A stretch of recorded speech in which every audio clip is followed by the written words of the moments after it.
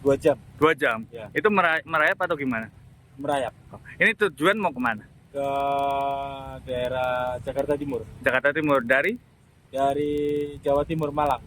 Arus balik Lebaran H6 di ruas tol Cipali wilayah Cirebon dilaporkan berlangsung sangat padat dan menguras tenaga para pemudik.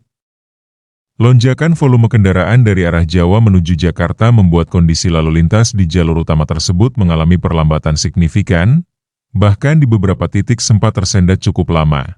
Seorang pemudik asal Malang, Thoib, 40, mengungkapkan bahwa dirinya harus merayap selama kurang lebih 2 jam sejak KM 229 sebelum akhirnya tiba di kawasan Palimanan, Kabupaten Cirebon. Ia menjelaskan bahwa kepadatan mulai terasa sejak titik tersebut dan terus berlanjut hingga memasuki ruas tol Cipali.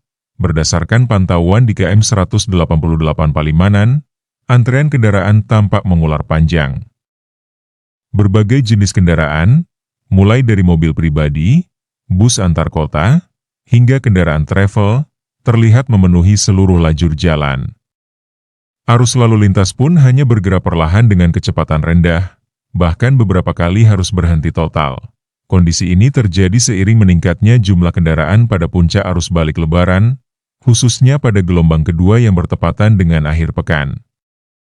Tingginya mobilitas masyarakat yang kembali ke wilayah Jabodetabek membuat beban lalu lintas di tol Trans Jawa meningkat drastis. Untuk mengurai kepadatan tersebut, Korlantas Polri memberlakukan rekayasa lalu lintas berupa sistem satu arah atau one way.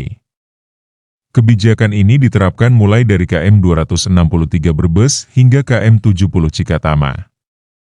Dengan titik awal pengaturan berada di KM 188X Gerbang Tol Palimanan.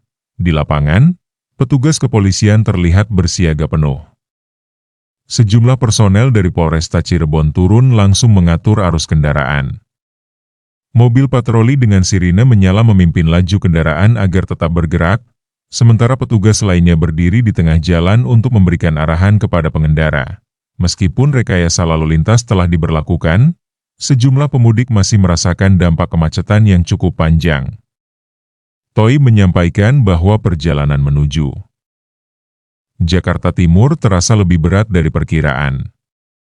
Ia mengungkapkan bahwa kondisi lalu lintas sempat mengalami perlambatan panjang dari KM 229 hingga memasuki kawasan Cipali.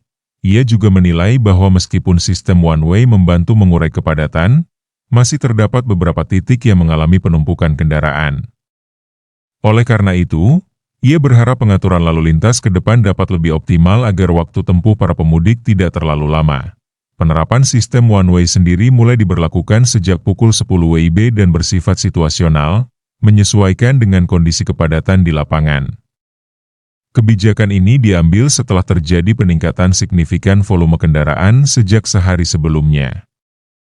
Selain faktor arus balik, momentum akhir pekan juga turut memperparah kondisi lalu lintas.